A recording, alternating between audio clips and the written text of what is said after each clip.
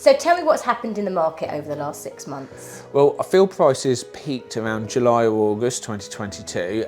They started to feel like they're stagnating or levelling off in August, where interest rates were rising, or certainly mortgage costs, and the hike in energy prices was becoming closer and closer. Then of course Liz Truss came in September. Just ruined it all. Yeah, absolutely, and we've had price drops since then. You know, anywhere between 3 and 5%, depending on what the type of property is. But I think that makes an excellent buying condition because, you know, prices had really inflated by 20% over 2 years. That is rapid, and that makes it less and less affordable. So it needed to ease off at some point.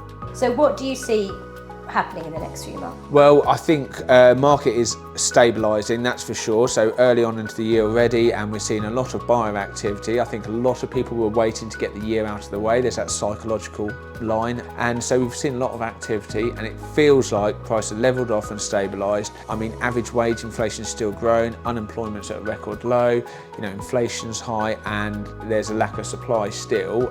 So it just means that we're going to have a more stable market, which is great for buyers and sellers alike, because it means that there's now more choice. People aren't going into a house, viewing it once, panicking and paying way over the asking price. It's now going to be a more normal market where people have choice. And what about the mortgage rates, do you think? How, you know, obviously I dare to ask, but Crystal ball. Get that crystal ball out and tell me what do you think is happening with the rates? So we've noticed, despite the Bank of England base rate going up several times since September, mortgage rates have come down, where lenders are now a bit more confident, there's more competition, and of course that's supportive of a market. So the property market's very much linked to the cost of credit.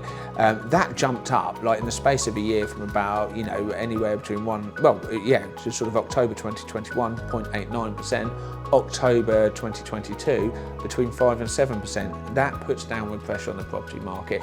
We're now seeing rates below 5%, and I think they'll continue to get more competitive.